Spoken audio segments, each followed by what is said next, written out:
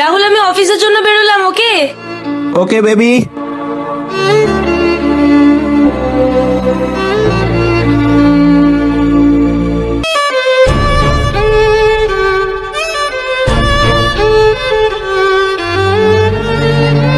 Hello Ishita. Ishita? Payel অফিসে চলে গেছে, এখন শুধু তুমি আর আমি, তাও আবার একসাথে। একসাথে?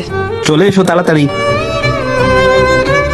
রাহুল, সত্যি আমরা দুজন ছাড়া আর এই ঘরে কেউ নেই তো? পায়েল সত্যি অফিস চলে গেছে তো?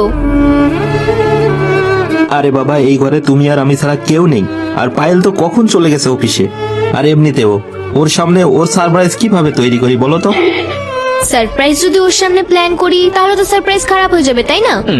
একদম তাই। আর আমি জানি পায়েল খুব খুশি হবে যখন ও জানতে পারবে ওর জন্য আমি সারপ্রাইজ প্ল্যান করেছি।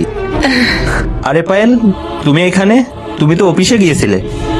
আরে আমি আর কি বলবো তোমাকে, আমার না তোমার উপর একটু সন্দেহ হচ্ছিল, তাই আমি একটু যাওয়ার নাটক করেছিলাম আর ওই ঘরে লুকিয়ে পড়েছিলাম।